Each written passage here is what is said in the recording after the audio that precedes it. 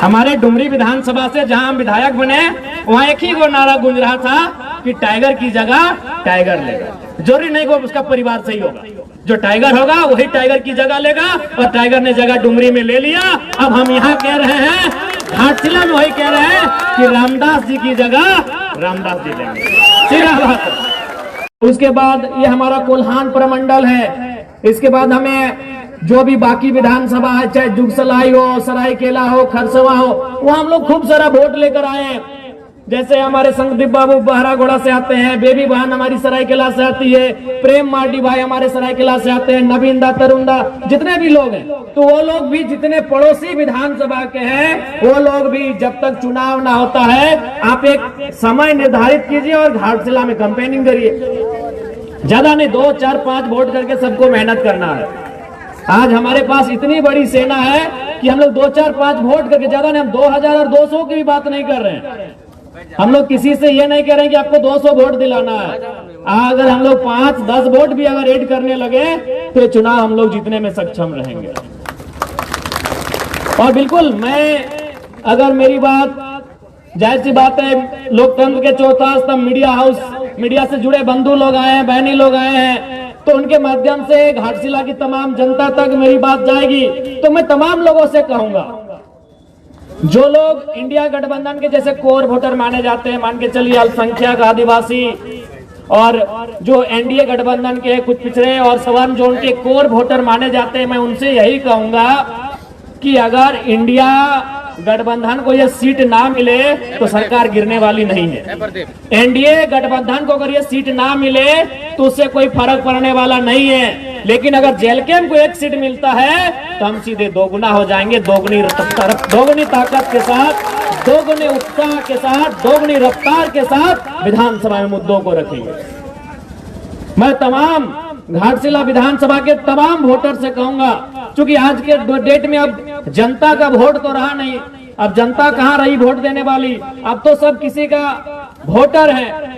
अब पहले चुनाव होता था कि जनता वोट करती थी कि 5 साल में किसी को बदलने की जरूरत करती थी, कोई अगर गलत काम करे तो उसे हराने का काम करती थी। लेकिन अब जनता क्या हो गई कि किसी पार्टी विशेष का वो आइडियोलॉजी में ढल चुकी है कि भाई वो उसके कैंडिडेट, अगर कोई इस पार्टी का कैंडिडेट आ जाए, वो अच्छा है बुरा है, उसमें कोई भी रहे, क्योंकि हम देश में देख रहे हैं मोदी जी को, हम तो उसी को दे देंगे वोट। ये हम देख रहे हैं हेमंत सोरेन जी को, उनके सिंबल से कोई भी आएगा हम उसको वोट कर देंगे। पहले होता था कि लोग इतना सोचते थे कि भाई 5 साल ये प्रत्याशी हमारे गांव में नहीं आया, जीतने के बाद हमसे नहीं मिला, इसने हमारे मुद्दों को उठाया नहीं, इस बार इसको हराएंगे। लेकिन अब जनता तो ऐसी रही नहीं, वो अच्छा है बुरा है, वो एनडीए से है तो एनडीए के एक वोट है, एनडीए का एक माइंडसेट है कि भाई ये समाज के लोग, मैं किसी समाज का नाम नहीं लेना चाहता हूं क्योंकि मुझे किसी से आपत्ति, मैंने तो एक माइंडसेट बन गया कि फलाना समाज, ओबीसी का फलना वर्ग,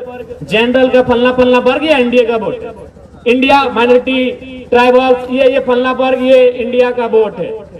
तो मैं उन लोगों से कहना चाहूंगा कि फिलहाल घाटशिला के चुनाव में 29 में आप क्या करेंगे नहीं करेंगे 29 में देखा जाएगा, लेकिन घाटशिला के चुनाव में मैं आपसे इतना तो आग्रह करूंगा कि एक सीट जीतने से ना बीजेपी ज्यादा उनको कुछ होने वाला है, न सरकार को कुछ होने वाला है, लेकिन अगर एक सीट हम जीत जाते हैं तो आपको भी मालूम है अभी विधानसभा में बोलने के लिए क्या समय दिया जाता है कि जिस पार्टी का जितना विधायक हो उतना मिनट दिया जाता है। तो जेलकेम पार्टी का एक विधायक है 1 मिनट दिया जाता है। अगर हम लोग घाटशिला को जीत जाएंगे तो 2 विधायक होगा तो 2 मिनट दिया जाएगा। तो 1 मिनट में अगर हम सदन में सार्थकता के साथ जनता के मुद्दों को रख सकते हैं तो 2 मिनट में दुगुना रखा जाएगा, काम दोगुना बढ़ेगा, मुद्दे दोगुने सदन के सामने आएंगे। और आप ये भी देखे होंगे कि हमने कभी अगर मगर की बात नहीं की है। विधानसभा को आपने देखा होगा टेलीविजन, टीवी में, अपने मोबाइल में, चैनल्स में, चाहे किसी भी, हमने कभी इधर उधर की बातें नहीं की, ना हमने किसी की आलोचना ना प्रशंसा में समय दिया।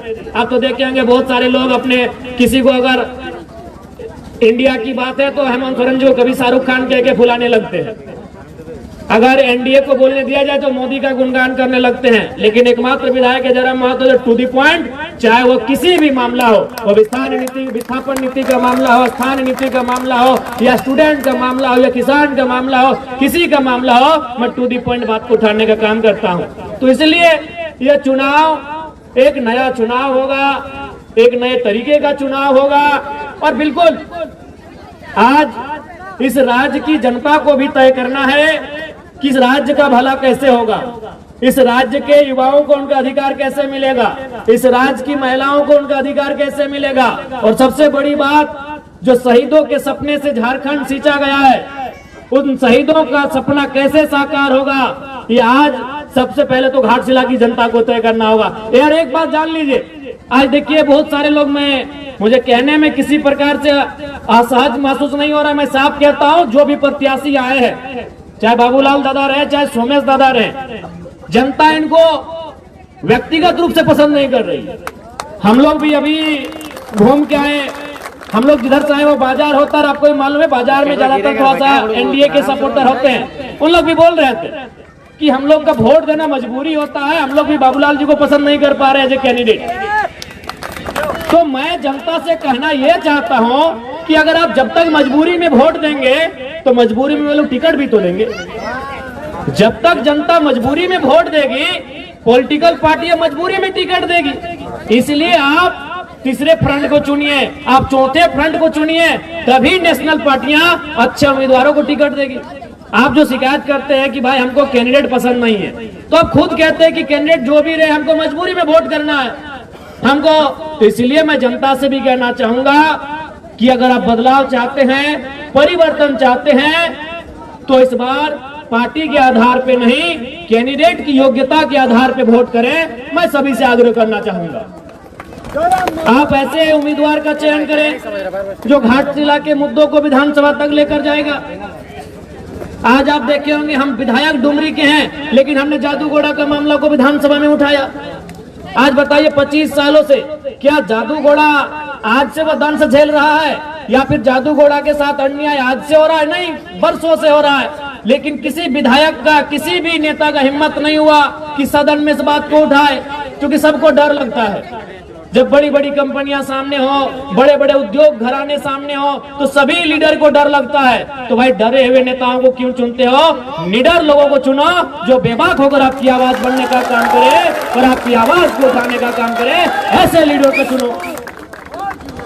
आज घाटशिला की बात करें तो घाटशिला भी धीरे धीरे एक औद्योगिक क्षेत्र में डेवलपमेंट हो रही है, क्योंकि बगल में जमशेदपुर है, तो उसका असर धीरे धीरे घाटशिला में आएगा।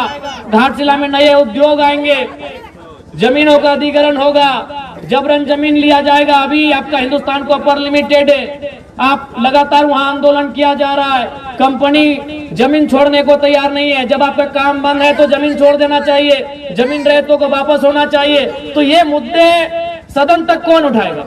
क्योंकि आपको भी मालूम है, आप भी जानते हैं, इस चुनाव के बाद परिणाम चाहे कुछ भी रहे, XYZ कोई भी जीते, जीतने वाला भी आपका जमशेदपुर में बैठेगा और हारने वाला भी आपका जमशेदपुर में बैठेगा।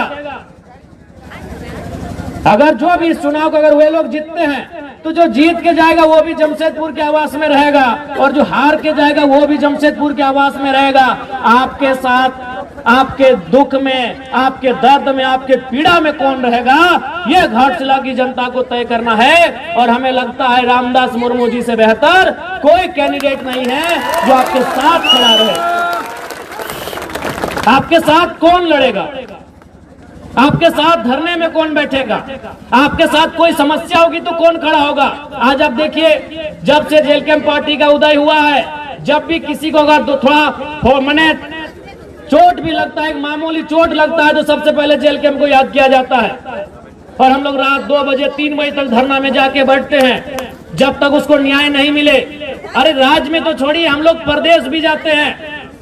हमारे पार्टी के लोग मजदूरों की बात को अगर देखा जाए, न्याय दिलाने के लिए हम लोग राजस्थान उड़ीसा तक जाते हैं। तो ये भी आपको तय करना है, बड़ी पार्टियां, चूंकि बड़ा लेवल है उनका, बड़ी पार्टियां हैं, वो आपके बीच चुनाव में आएंगी। हमेशा अगर आपके बीच कोई है तो जेल कैंप खड़ा है। इसलिए मैं जनता जनार्दन से आग्रह करूंगा, जो लोग यहाँ तक नहीं भी आए हैं, चूंकि दीपावली का दिन चल रहा है, हम लोग इस बात को समझ रहे हैं कि लोग पर्व त्योहार है, लेकिन जो लोग घरों में भी बैठे हुए हैं, मैं उनको स्पष्ट कहूंगा, इस बार वोट बदलाव के लिए करिए। बदलाव का होना बहुत जरूरी है। अगर बदलाव नहीं होगा तो राजनीति कुछ परिवारों तक सीमित रह जाएगा। फिर और यहाँ आप सोचिए ना, यही आप सोचिए चंपई चचा, क्योंकि मान के चले सोमेश जी के पिताजी का देहांत हुआ है तो उस पर हम थोड़ा सा रहने देते हैं। हम चंपई चचा का उदाहरण लेते हैं। चंपई चचा मुख्यमंत्री रह चुके हैं, कई बार मंत्री रह चुके हैं, रहे कि नहीं, लेकिन फिर भी उनको याद है कि बाबूलाल सोरेन को सेट कर दिया जाए। चंपई चचा मुख्यमंत्री रह चुके हैं, मंत्री रह चुके हैं, कई बार विधायक रह चुके हैं, फिर भी उनको बुढ़ापे में चिंता है, जबकि उनके पास अरबों की संपत्ति है। अगर आज के दिन से चंपई चचा बिस्तर में बैठ जाए ना, बेड में बैठ जाए, घर में खटिया में बैठ जाए, तो उनकी 5 पुश्ते आराम से बैठ के खाएंगी। आज भी अगर चंपई चचा कुछ ना करे, चंपई चचा अगर कुछ ना करे तो उनकी हमें लगता है कम से कम, ज्यादा तो हो, बहुत ज्यादा होगा, 5 पुश्ते यानी 5 पीढ़ियां बैठ के खाएंगे। फिर भी उनको चिंता है कि बाबूलाल सोरेन को विधायक कैसे बनाना है। बगल में रघुवर दास जी हैं, मुख्यमंत्री रह चुके हैं, गवर्नर रह चुके हैं, कई बार वो भी मंत्री रह चुके हैं, हमको लगता है 5-6 बार विधानसभा भी जा चुके हैं, यानी विधायक बन चुके हैं। फिर भी उनको चिंता है कि अपनी पुतोहू को टिकट देके विधायक बना दिए, जबकि आपको भी मालूम है वो 5-10 पीढ़ी बैठ के खाएंगे। लेकिन रघुवर चचा को भी चिंता है कि हमारी पुतोहू विधायक कैसे बने। यही आपके अर्जुन मुंडा जी, हमारे इस राज्य के और एक मुख्यमंत्री, बहुत नामी चेहरे, केंद्र में भी मंत्री रह चुके हैं, उनको भी चिंता है कि अपनी पत्नी को इस बार टिकट दिला दे। पॉडकास्ट से उनकी पत्नी लड़ी। तो ये अब जनता को तय करना है कि जो मुख्यमंत्री रहा है उसको अपने बच्चों की चिंता है, उसे अपने बेटे की, पुतोहू की, पत्नी की चिंता है। तो जनता अपने बच्चों की चिंता करती है नहीं करती है, ये आप पे डिपेंड करता है। उनसे सीखिए कम से कम। वो मैं 3 मुख्यमंत्री का आपको नाम गिनाया, आप ही के कोल्हान के, उधर मधुपुरा को छोड़ देते, अभी दूरी है, यही आपके अगल बगल के चंपई चचा, रघु चाचा, मुंडा जी, 3 मुख्यमंत्री। और किनको टिकट दिलाया? एक ने बेटे को जो घाटशिला में उम्मीदवार है, एक ने पत्नी को जो चुनाव हार गई, और एक ने अपनी पुतोहू को जो चुनाव जीत के विधायक बनी है। अरे जिनके पास अरबों की संपत्ति है, लाख और करोड़ तो छोड़िए, अरबों की, जिनकी संपत्ति अनुमानित अरबों की है, आज वे लोग चिंता कर रहे हैं मेरा बेटा कैसे विधायक बने, मेरी बहू कैसे विधायक बने, मेरी पत्नी कैसे विधायक बने। तो आज जनता को भी सोचना होगा कि जनता की आवाज कौन बनेगा, जनता के लिए लड़ेगा कौन, जनता के बच्चों के भविष्य की आवाज कौन बनेगा, उनके शिक्षा, स्वास्थ्य, रोजगार पे बात कौन करेगा, उसके लिए उनको वोट करना है, ये जनता को समझना होगा। और नहीं तो फिर इसी प्रकार ये राजनेता इस राजनीति को हमसे दूर लेके चले जाएंगे। जब भारत देश में वोट देने की तारीख की शुरुआत हो रही थी, जब भारत देश में वोट देने का नियम बन रहा था, तो देश के संविधान निर्माताओं के प्रमुख डॉक्टर भीमराव अंबेडकर जी ने कहा था कि आज के बाद से इस देश में राजा रानी के पेट से नहीं, मतपेटी से निकलेगा। लेकिन जनता ने उस पैटर्न को तोड़ दिया है। आज फिर आप राजा के घर में राजा चुनने लगे हैं। अरे राजा के घर में राजा ना चुना जाए, इसीलिए तो वोट का अधिकार मिला है आपको, कि राजा की पत्नी को रानी ना बनाया जाए, राजा के बेटे का राज्याभिषेक ना किया जाए, इसीलिए वोट मिला है कि एक गरीब किसान को आप राजा बना सकें। और आप फिर अगर उस वोट का इस्तेमाल उसी राजा परिवार को बनाने में करेंगे, तो 1950 में जो हमारी स्थिति थी और आज 2025 में जो हमारी स्थिति है, क्या अंतर रहा? ये वोट का अधिकार क्यों मिला? ये वोट का अधिकार इसीलिए मिला था कि राजा के घर में राजा नहीं होगा, राजा के घर में रानी नहीं होगी। एक साधारण सा पढ़ा लिखा नौजवान, चाहे वो किसान का बेटा रहे, वह दलित का बेटा रहे, वह आदिवासी का बेटा रहे, वह किसी मजदूर का बेटा क्यों ना रहे, अगर उसमें टैलेंट होगा, वो हकदार होगा, वो जनता के बीच से चुन के जाएगा। इसलिए वोट की व्यवस्था आई। लेकिन हम और आप तो फिर उस व्यवस्था को दरकिनार कर रहे हैं। तो अगर आज 2025 में अगर हम लोग फिर उस व्यवस्था को दरकिनार करते हुए राजा के घर में राजा के बेटों को विधायक सांसद चुनेंगे, तो याद रखिएगा 2050 आते आते फिर से आपको आभास होगा कि हम नाम के लोकतंत्र में असल में राजतंत्र का हिस्सा बन के रह गए हैं। आपको उस समय फिर एहसास होगा कि अंग्रेज चले गए हैं, लेकिन उनकी ईस्ट इंडिया कंपनी आज HCL कंपनी का रूप धारण कर चुकी है। आज टाटा टिस्को टेल्को के रूप में काम कर रही है।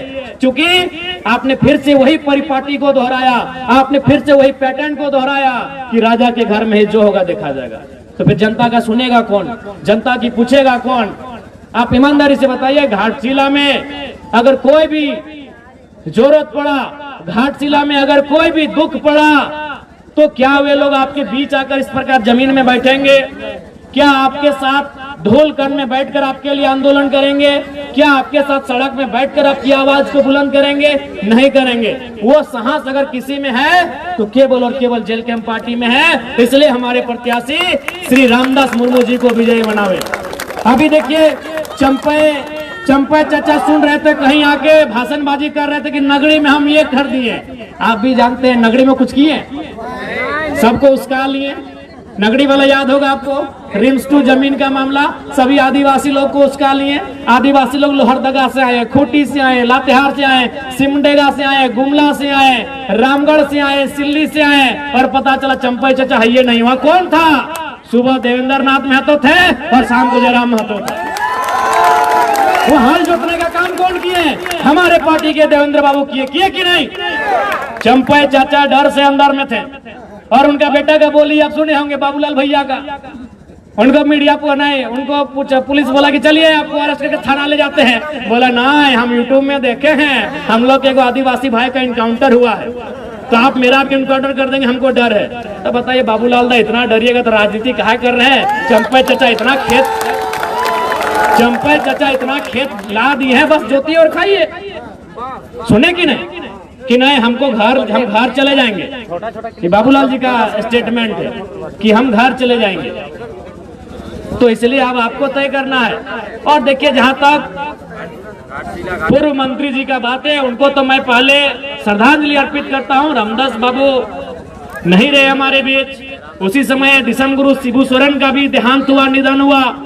निसंदेह उनके निधन होने से, उनके दुनिया से चले जाने से राज्य की जनता मर्माहत है, राज्य की जनता में दुख है। लेकिन ये जरूरी नहीं है कि उनके घर से जो आएगा विधायक बनने के लिए वही उस राज्य को चलाएगा या फिर वही उनकी तरह काम करेगा। यहाँ सिंपल है। आपको याद होगा जब हमारे ही डुमरी विधानसभा में जगन्नाथ बाबू नहीं रहे तो वहां एक स्लोगन आया कि टाइगर विल रिप्लेस टाइगर।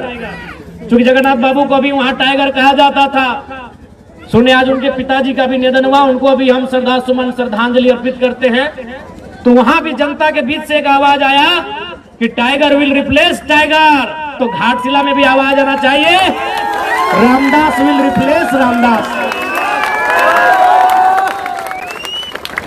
हमारे डुमरी विधानसभा से जहां हम विधायक बने वहां एक ही वो नारा गूंज रहा था कि टाइगर की जगह टाइगर लेगा। जरूरी नहीं को उसका परिवार सही होगा, जो टाइगर होगा वही टाइगर की जगह लेगा। और टाइगर ने जगह डुमरी में ले लिया। अब हम यहाँ कह रहे हैं, घाटशिला में वही कह रहे हैं कि रामदास जी की जगह रामदास जी लेंगे। सीधा बात, रामदास सोरेन जी की जगह रामदास मुर्मू जी लेंगे, रामदास जी की जगह रामदास जी लेंगे। ये तो आवश्यक नहीं है कि भाई उनके घर में जो जन्म ले उनका जो खून हो वही उनके जैसा हो, वही उनके जैसा काम करिए। जरूरी है? अगर ऐसा होता तो आज प्रधानमंत्री गांधी का पोता को होना चाहिए था, गांधी जी का पोता को होना चाहिए था, भगत सिंह के रिश्तेदार को होना चाहिए था, सरदार पटेल के रिश्तेदार को होना चाहिए था, नेताजी सुभाष चंद्र बोस के रिश्तेदारों को होना चाहिए था कि नहीं? अब गांधी जी अगर 1942 में आधे कपड़ों का आधा कपड़ा पहन के आंदोलन किए हैं और उनका वंशज अगर आज वोट टाइम में आके कहेगा कि हमारे पूर्वज महात्मा गांधी जी उस समय ऐसा किए हैं, वो तो भाई आज का समय अलग है, उस समय अलग थे। गांधी पूरे देश के थे, अपने परिवार के नहीं थे। क्या रामदास बाबू अपने परिवार के थे? नहीं, वो झारखंड के माफ कीजिएगा मंत्री थे। रामदास बाबू जब झारखंड के मंत्री थे तो झारखंड का कोई बेटा उनकी जगह लेगा, उनका ही परिवार क्यों लेगा? और हमको आज तक समझ में नहीं आया भाई ये सहानुभूति क्या है, ये सहानुभूति राजनीति में क्यों? आप ही बताइए, क्या अगर कोई किसी डॉक्टर का निधन हो जाए तो क्या डॉक्टर के बेटे को डॉक्टर बनाया जाता है? क्या बनाना उचित भी रहेगा? अगर किसी डॉक्टर का बिना समय से पहले अगर निधन हो जाता है तो क्या डॉक्टर के बेटे को डॉक्टर हम बनाएंगे? क्या टीचर का निधन होने पे टीचर के बेटे को टीचर बनाएंगे? क्या एसपी का बेटा एसपी बनता है? तो ये कौन सा पैटर्न है भाई कि विधायक का बेटा विधायक बने, सांसद का बेटा सांसद बने, मंत्री का बेटा मंत्री बने? आखिर ये कौन सा पैटर्न है? जबकि एक एसपी से महत्वपूर्ण एक एमएलए होता है, एक डॉक्टर से महत्वपूर्ण एक एमएलए होता है, एक टीचर से महत्वपूर्ण एक एमएलए होता है, क्योंकि डॉक्टर, टीचर और एसपी का फैसला करने वाला एक एमएलए होता है। वो विधायिका का अंग होता है, वो सरकार का अंग होता है। वो फैसला करेगा कि आपके स्कूल में टीचर कितने होंगे, वो फैसला करेगा कि आपके जो हॉस्पिटल उसमें दवा का दाम क्या होगा, वो फैसला करेगा कि आपका यहाँ आईएएस का कौन यहाँ नया तबादला हो जाएगा। तो जो फैसला करता है, जो नियम बनाता है, जो इस राज्य को चलाता है, वहां सहानुभूति क्यों? हम सहानुभूति रखते हैं?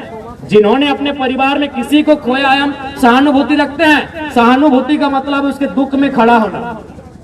सहानुभूति का मतलब होता है उस परिवार के दुख में खड़ा होना। हम लोग दुख में खड़े हैं, अगर उस परिवार को कुछ घटेगा हम लोग देंगे। विधायक बना देना ये कौन सा सहानुभूति है भाई? जब हम डॉक्टर के निधन पे डॉक्टर के बेटे को रिप्लेस नहीं करते हैं, जब वकील के निधन पर वकील के बेटे को वकील बना के रिप्लेस नहीं करते हैं, तो आखिर देश में ये सहानुभूति कब तक चले? इसलिए जो मंत्री जी नहीं है, हम लोग पुनः श्रद्धांजलि भी देंगे और सहानुभूति रखेंगे परिवार के प्रति, लेकिन उनको जो रिप्लेस करेगा, उनकी जगह जो जाएगा, ये बिल्कुल भी जरूरी नहीं है कि उनका अपना घर से संबंधित हो, उनके ब्लड से संबंधित हो, उस क्षेत्र का कोई ऐसा युवा जो पढ़ा लिखा हो उनकी जगह जाए और झारखंड की आवाज को, घाटशिला की आवाज को, घाटशिला के माओ बहनों की आवाज को, घाटशिला के बुजुर्गों की आवाज को, घाटशिला के नौजवानों, किसानों, छात्रों की आवाज को विधानसभा में प्रेजेंट करे। कोई वहां जुट कर जाए, कोई वहां जुट कर जाए। इसलिए इस बार घाटशिला के उपचुनाव में रामदास मुर्मू जी जो हमारे पार्टी के प्रत्याशी हैं, आप सभी से आग्रह है एक मौका दिया जाए, क्योंकि अब पढ़े लिखे नौजवानों की राजनीति में आने की दरकार है। आप भी जानते हैं रामदास मुर्मू जी यहीं ठीक बगल में आरडीएम नामक एक कोचिंग क्लास चला रहे हैं, पढ़े लिखे नौजवान हैं और आपके बीच से आते हैं। तो अगर आपके बीच से आएंगे तो आपके बीच की बात को वहां लेके जाएंगे। आज देखिए, आप मेरा ही उदाहरण लीजिए, आज 1 साल होने वाला है, लेकिन आज भी मेरे घर की स्थिति वही है जो 1 साल पहले थी। आज भी हमारे घर में बारिश होने पर पानी ऊपर से भी आता है और नीचे से भी मिट्टी गीला होता है। क्यों ऐसा होता है? क्योंकि जब जब हम अपने बारे सोचने के लिए बैठते हैं कि हमें अपने घर के लिए, अपने परिवार के लिए, अपने भाई के लिए कुछ करना है, तब तब मेरी आंखों के सामने वे लोग आते हैं जिन्होंने मेहनत करके हमको विधायक बनाया। तब मेरी आंखों के सामने वे लोग आते हैं जिन्होंने वह लोकसभा का चुनाव, मई जून की गर्मी, घर घर जाकर चंदा लेकर, घर घर जाकर चावल सब्जी मांगकर, उस पैसे से जो अपनी गाड़ियों में तेल भरे हैं, उस पैसे से हमारा प्रचार किए हैं। तो जब जब हम अपने बारे सोचने बैठते हैं, तब तब वो मंजर हमारे आंखों के सामने आता है। क्योंकि हम आपके बीच से आते हैं, इसीलिए हम आपके बीच की बात को सदन तक लेकर जाते हैं। इसलिए अब जनता को यह तय करना होगा, उनके बीच का नेता जाए जो उनके बीच के जैसा हो कर रहे। आज देखिए ना, आप जब भी आप हमसे मिलते हैं, और हमको तो लगता है कि अभी 1 साल होने के बाद भी न जनता ने हमको विधायक माना है, न हम खुद को विधायक मान पाए हैं। 5.5 आज भी उनसे मिलते हैं तो उनके घर के भाई बच्चे जैसे मिलते हैं। वो भी हमसे मिलते हैं तो अपने हक अधिकार के साथ मिलते हैं, वो हम पे अपना हक दिखाते हैं। वो कभी इस प्रोटोकॉल में नहीं रहते कि हम विधायक जी से मिलने जा रहे हैं। वो अपना हक समझते हैं कि हमारे घर का बच्चा है। अरे कभी कभी तो हम लोग जहाँ जिस घर में सोते हैं, अगर जानते हैं कि थोड़ा सा हम लोग लेट छूटते हैं तो 2-4 लोग बोतल से खिड़की में भी मार देता है। तो हम बोले नहीं, जनता है, कुछ नहीं बोलना है भाई, उनको हक है। विधायक के घर में जाने से पहले 4 गो गेट का एंट्री होता है, लेकिन हमारे घर में जनता जाती है, कभी हम लोग लेट छूटते देखे हैं, मैंने जो खिड़की टूटे नहीं तो कभी के बोतल फेंक देता है विधायक झूठ। तो ये हक हमने जनता को दिया है, और झारखंड की राजनीति में पहली बार ये हुआ है। मैं तो आपको उनके गार्ड से गुजरना होगा, बहुत प्रकार का सिस्टम है। अगर नहीं हो घर में तो बोलते घर में नहीं है। तो इसलिए नए नेताओं को, नए युवाओं को राजनीति में आने की आवश्यकता है।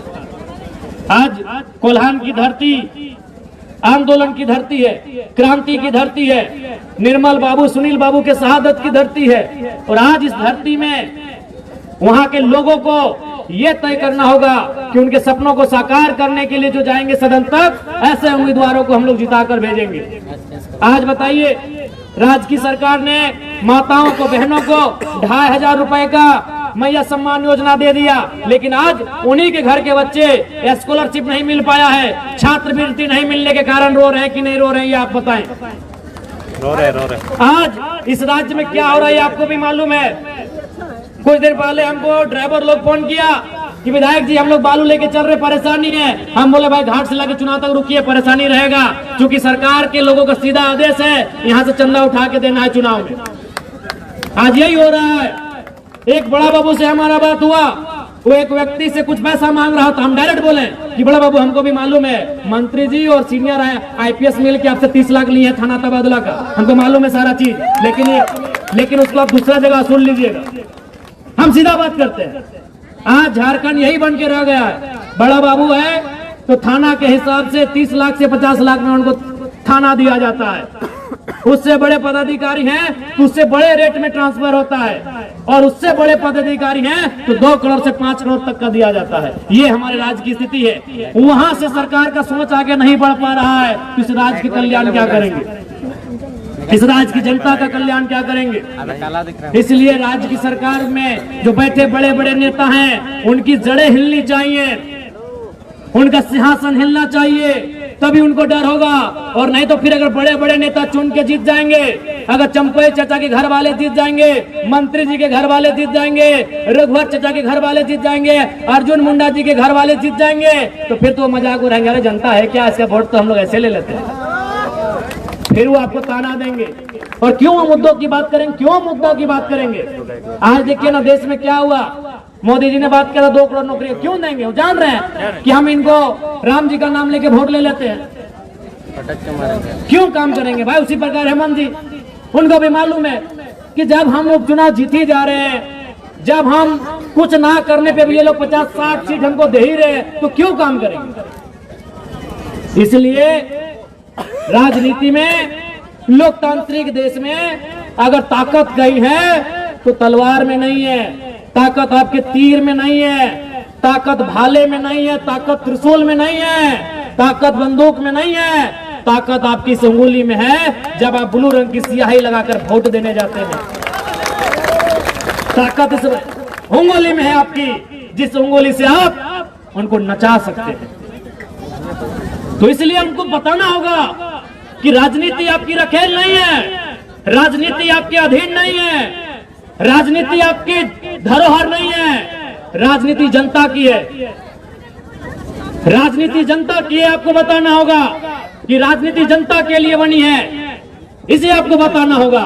और ये सारी शक्ति तमाम जनता जनार्दन आपकी उंगली में है। अगर आप उनको बताएंगे नहीं, ये आप उनको जताएंगे नहीं, तो बदलाव कैसे होगा। उनके माइंड में सेट हो चुका है कि झारखंड की जनता सड़कों में लगातार 4 साल क्यों ना हल्ला कर ले, 4 साल क्यों ना आंदोलन कर ले, 5वें साल उनका वोट आखिर हम लोग ले जाएंगे। 5वें साल उनको फिर डर दिखाकर, 5वें साल उनको समीकरण का डर दिखाकर, बिना विकास किए, बिना मुद्दों के हम वोट लेकर जाएंगे। क्यों? इस पैटर्न को तोड़ना होगा, उनकी सोच को तोड़ना होगा, तभी बदलाव होगा। और एक बात याद रखिए, आज फिर कहेंगे पढ़े लिखे नौजवानों को राजनीति में आना चाहिए। अगर आज हमारा देश हिंदुस्तान आजाद हुआ तो पढ़े लिखे लोगों का बहुत बड़ा योगदान है। गांधी कौन थे? बैरिस्टर थे। पंडित नेहरू कौन थे? बैरिस्टर थे। सरदार वल्लभ भाई पटेल कौन थे? बैरिस्टर थे। नेताजी सुभाष चंद्र बोस कौन थे? इंडियन सिविल सर्विस के एस्पिरेंट थे।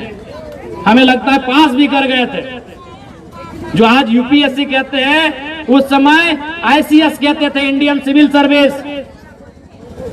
चूंकि आचार संहिता का समय है, अभी हम लोग का पूरा 1 महीना कार्यक्रम होगा। बस इतना ही कहेंगे कि इस बार बदलाव को वोट करिए। 1 सीट मत देखिए, 1 सीट। एक अकेला जयराम महतो आज विधानसभा में क्या कर रहे हैं आप देख रहे हैं। एक अकेला जयराम महतो जनता को कितनी ताकत दिया है आप देख रहे हैं कि आज हर कोई अधिकारी से आंख मिला के बात कर रहा है, हर कोई मुद्दे की बात कर रहा है, डर नहीं रहा है। तो एक सीट हमारे लिए 100 सीटों के बराबर है। आप दीजिए, हमारी ताकत दोगुना होगी, मुद्दे दोगुना उठेंगे, सदन के पटल पर उठेंगे। इसलिए चूंकि आचार संहिता है, समय का अभाव है, तमाम माताओं बहनों को विशेषकर धन्यवाद देते हुए, तमाम माताओं बहनों को धन्यवाद देते हुए और उनसे अनुरोध करते हुए कि इस बार आप बदलाव करेंगे। मैं तमाम नौजवानों से कहूंगा कि घाटशिला के घाट में आप इतने चारों तरफ फैल जाएं, घाटशिला के घाट में आप इतने फैल जाएं, इस बार जेल कैंप को ये सीट उनकी झोली में जाए। मैं सभी से आग्रह करता हूं। और बिल्कुल इससे पहले जितना भी हमारा वोट है वो कार्यकर्ताओं का वोट है, बस उसे जनता तक लेकर जाना है। तो हमारे प्रत्याशी रामदास दा हैं, एक पढ़े लिखे नौजवान है, जिन्होंने मास्टर किया है, जिन्होंने बीएड किया है, जो पढ़े लिखे हैं, चाईबासा यूनिवर्सिटी से पढ़े लिखे नौजवान हैं, एमएससी, तो मास्टर यानी एमएससी एमए दोनों वही हुआ, एमकॉम रहे थे, जो भी रहे, मास्टर यानी ये मास्टर के स्टूडेंट है। ये पढ़े लिखे नौजवान है, आप इनको एक बार सहयोग करें। जब पढ़े लिखे नौजवान सदन में जाएंगे, सदन की सार्थकता दिखेगी, सदन में मुद्दों पे बहस होगी, सदन में समस्याओं को रखा जाएगा और समस्याओं के समाधान पर डिबेट किया जाएगा, चर्चा किया जाएगा, सरकार को घेरा जाएगा, सरकार की जवाबदेही ली जाएगी, सरकार से उत्तर मांगा जाएगा। और आपने देखा होगा इसी बार जब विस्थापन नीति का बहस था, आप ही के कोल्हान के मंत्री दीपक बिरुवा जी थे, किस प्रकार हमने उत्तर मांगा था कि मंत्री जी बताइए 5 दिन में कि 150 दिन में। आज बताइए, राज्य की जनता सुन रही है घर में बैठकर कि आप नीति को कब तक बना रहे हैं, 5 दिन कि 150 दिन। ऐसे नहीं मानेंगे, ऐसे नहीं सुनेंगे। तो सरकार को जो घेर सके, सरकार से जो जवाब मांग सके, सरकार से जो डिबेट कर सके और जनता के मुद्दों को उठा सके, बिना किसी डर के, बिना किसी लोभ के, बिना किसी लालच के, ऐसे युवाओं को भेजिए। रामदास जी एक पढ़े लिखे नौजवान हैं और फिर वही कहेंगे घाटशिला के उपचुनाव में Ramdas will replace Ramdas, Ramdas will replace Ramdas. और यही मंत्री जी को यही श्रद्धांजलि होगी। इससे बड़ी श्रद्धांजलि क्या होगी कि उनके नाम का, उनकी कद का ठीक है एक नौजवान, मंत्री जी भी इसी उम्र में होंगे जब पहली बार विधायक बन के गए होंगे, उनकी कद का ठीक है एक नौजवान उनके रास्ते से विधानसभा गया है और मंत्री जी ने जहां काम को छोड़ा है, रामदास मुर्मू जी वहीं से काम को आगे बढ़ाएंगे। बिल्कुल परिवारवाद से राजनीति को दूर करिए, नहीं तो प्रतिभाओं का हनन हो जाएगा, प्रतिभाओं को आत्महत्या करनी होगी। आज प्रतिभा आत्महत्या कर रही कि नहीं कर रही है? आज टैलेंट सुसाइड कर रहे हैं और जो लोग पैरवी वाले हैं वो जिंदगी का मजा ले रहे हैं।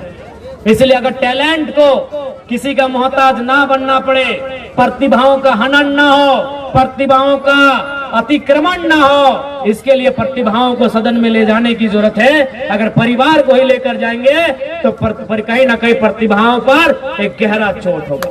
समय का अभाव है। पुनः मीडिया हाउस के साथ साथ पार्टी के तमाम साथियों को, सभी को जोहार करते हुए घाटशिला की जनता को ये संदेश देंगे, इस बार जब आप वोट करें तो बदलाव के लिए करें। राजनीति की जो परी पार्टी है उस परी पार्टी को तोड़ने के लिए वोट करें, यही मैं आप सभी से आग्रह करूंगा।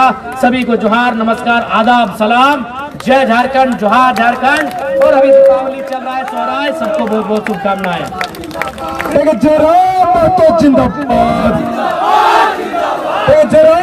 जिंदाबाद।